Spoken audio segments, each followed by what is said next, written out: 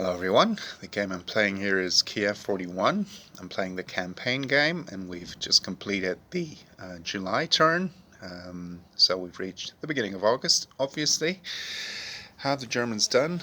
Well, Guderian hasn't made too much progress on the way to Tula and first to Nishin, which will block supply from the north, so it will make cutting off these units over here a lot easier. But he hasn't advanced too much, but he's still at a strength of 2, which is of course important now for upgrading units, which I still have to do at the beginning of August.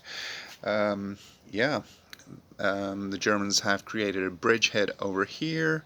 Other than that, they haven't made too much progress, I suppose, even though they did kill all these Russian units out of supply because they broke through here, and then they used an exploitation move to cut off lots of units that were defending the river line over here at the time.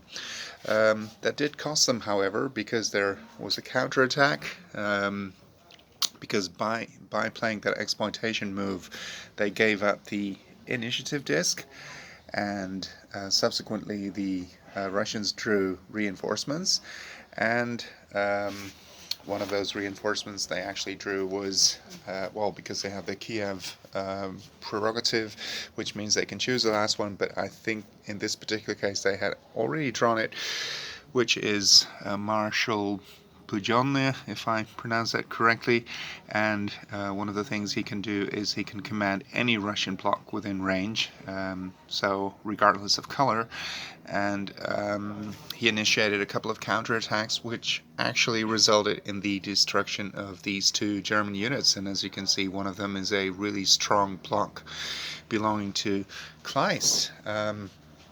Over here the north seems to be pretty well secured. The bridgehead also seems to be somewhat contained, although some of these Russian units are pretty weak, but the Germans don't have much to follow it up with.